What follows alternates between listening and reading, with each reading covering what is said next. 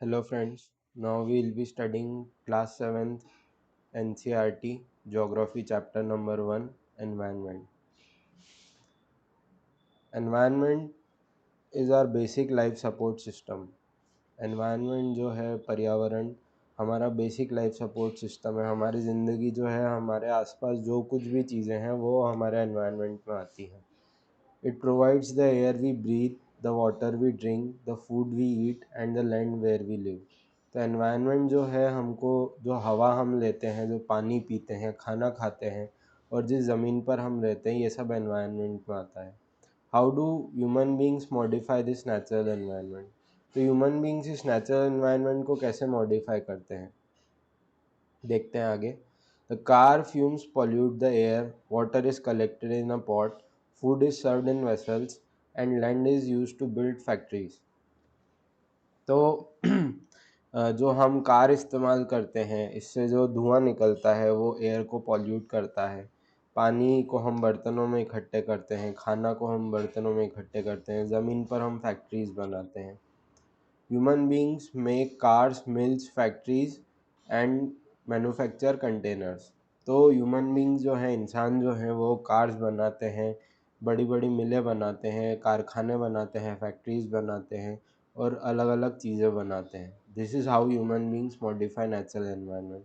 इस तरह से ह्यूमन बींग्स जो है नेचुरल एनवायरनमेंट को मॉडिफाई करते हैं। अब हम इस फिगर में देखते हैं कंपोनेंट्स ऑफ एनवायरनमेंट।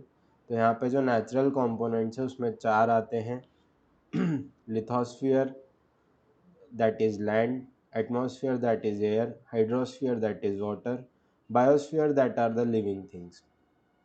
दूसरी तरफ ह्यूमन मेड में आता है buildings, parks, bridges, roads, monuments, industries.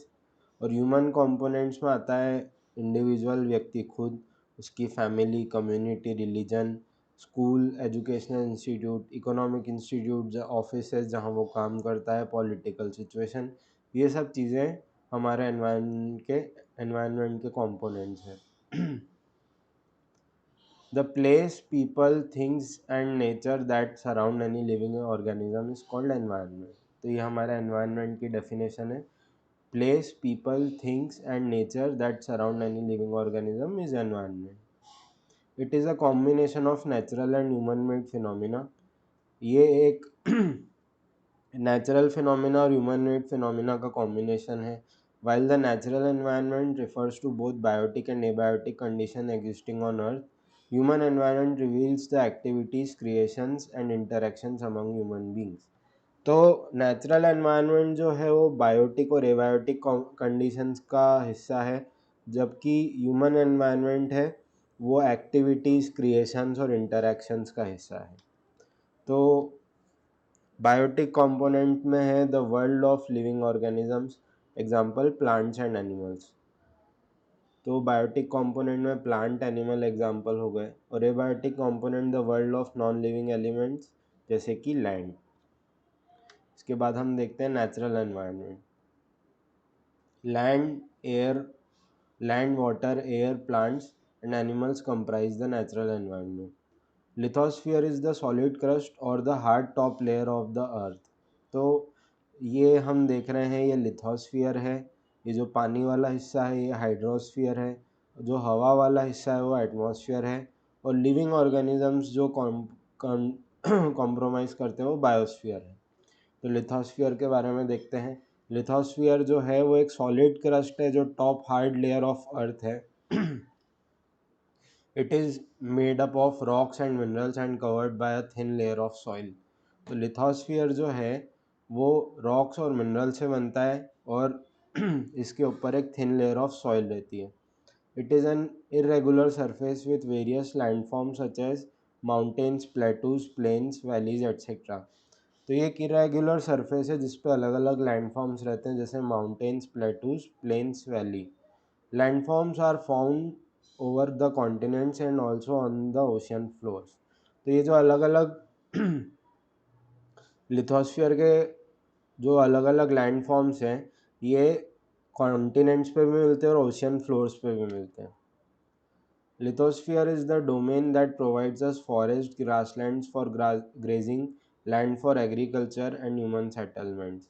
तो लिथोस्फीयर वो डोमेन है जो हमको फॉरेस्ट देता है, ग्रासलैंड देता है जिस पे जानवर चारा खा सकें, लैंड देता है, ज़मीन देता है जिस पे हम एग्रीकल्चर कर सकें और घर बना सकें। It is also a source of mineral wealth. तो इससे हम मिनरल्स भी एक्सट्रैक्ट करते हैं, जैसे अलग अलग मेटल्स हैं, अलग अलग मिनरल्स हैं, ये भी हम लिथोस्फीयर से एक्सट्रैक्ट करते हैं। अब हम देखेंगे hydrosphere. The domain of water is referred to as hydrosphere. तो जो एनवायरनमेंट का पानी वाला हिस्सा है उसको हाइड्रोस्फीयर कहते हैं। It comprises various sources of water and different types of water bodies like rivers, lakes, seas, oceans etcetera. तो इसमें पानी के अलग अलग सोर्सेस आते हैं और अलग अलग वाटर बॉडीज़ आती हैं, जैसे रिवर्स, नदियाँ, तालाब, समुद्र, महासागर आदि। It is essential for all living organisms. तो हाइड्रोस्फीयर जो है, पानी जो है, वो सभी लिविंग ऑर्गेनिजम्स के लिए ज़रूरी है। The atmosphere is the thin layer of air that surrounds the earth. Atmosphere जो है वो एक थिन लेयर ऑफ एयर है जो कि अर्थ को सराउंड करती है। The gravitational force of earth holds the atmosphere around it. तो एटमॉस्फेयर जो है वो अर्थ के अराउंड कैसे रहता है, क्योंकि ग्रेविटेशनल पुल जो है उसको होल्ड करके रखता है। It protects us from harmful rays and scorching heat of the sun. तो एटमॉस्फेयर जो है वो हमको हार्मफुल यूवी रेज, बहुत सारी टाइप की रेज होती हैं जो सन से आती है, उनसे बचाता है और तेज़ धूप से बचाता है। It consist of a number of gases, dust and water vapour. तो एटमॉस्फेयर में क्या क्या होता है, बहुत सारी गैसेस होती है, डस्ट होता है और वाटर वेपर होता है। The changes in the atmosphere produce changes in the weather and climate. तो एटमॉस्फेयर में जो चेंज होते हैं उसके कारण वेदर और क्लाइमेट में चेंज होते हैं। Plant and animal kingdom together make biosphere और द लिविंग वर्ल्ड। प्लांट और एनिमल किंगडम मिला के बायोस्फीयर कहलाता है या लिविंग वर्ल्ड कहलाता है। It is a narrow zone of earth where land, water and air interact with each other to support life. तो लाइफ जो है वो एक लिमिटेड एरिया में रहती है जहाँ पे लैंड, वाटर और एयर सही सही हो लाइफ के लिए। इसको हम बायोस्फीयर कहते हैं।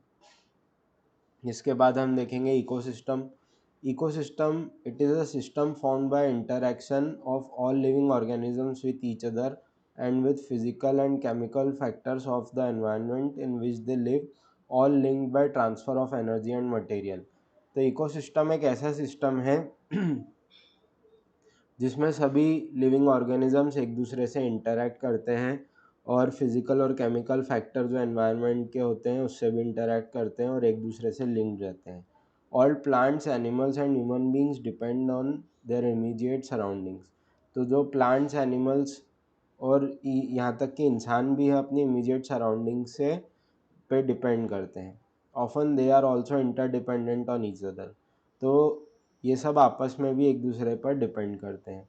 ये जो आप एक इमेज देख रहे हैं ये पॉन्ड इकोसिस्टम की है। यहाँ पे आपको अलग अलग जानवर दिखेंगे, पानी दिखेगा, पेड़ दिखेंगे, एक झरना दिखेगा, घास दिखेगी। तो ये एक पॉन्ड इकोसिस्टम है।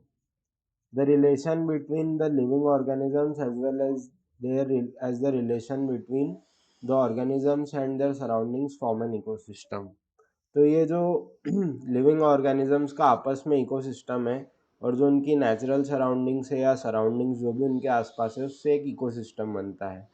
There could be an ecosystem of large rainforest, grassland, desert, mountains, lake, river, ocean and even a small pond.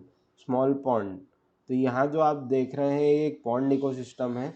उसी तरह से लार्ज रेन फॉरेस्ट इकोसिस्टम हो सकता है, ग्रासलैंड इकोसिस्टम हो सकता है, डेजर्ट इकोसिस्टम हो सकता है, माउंटेन इकोसिस्टम हो सकता है, लेक इकोसिस्टम हो सकता है, रिवर और ओशियन इकोसिस्टम भी हो सकता है।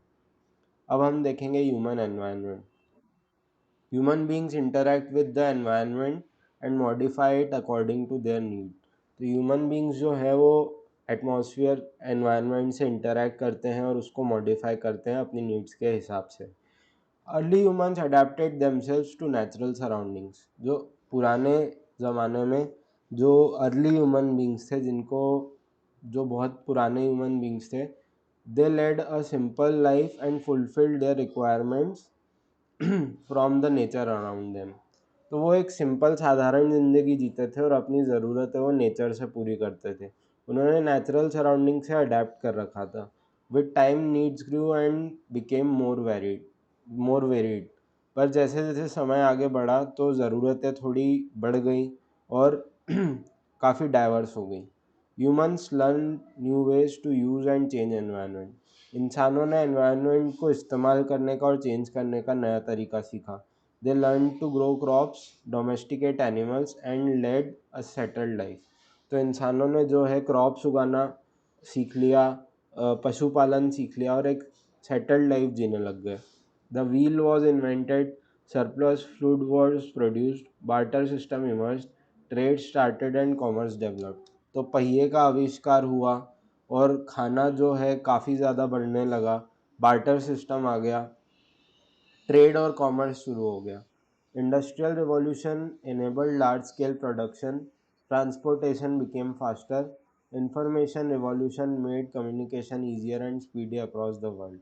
तो रिसेंट टाइम में इंडस्ट्रियल रिवॉल्यूशन हुआ जिससे लार्ज स्केल प्रोडक्शन होने लग गया चीज़ों का, और जो गुड्स बनते थे वो ट्रांसपोर्टेशन के कारण दूर दराज के इलाकों में फैला दिए जाते थे। इंफॉर्मेशन टेक्नोलॉजी आई जिसके कारण कम्युनिकेशन आसान हुआ और पूरी दुनिया में लोग आपस में एक दूसरे से कम्युनिकेट कर पाए। ये था ह्यूमन एनवायरनमेंट। That's all.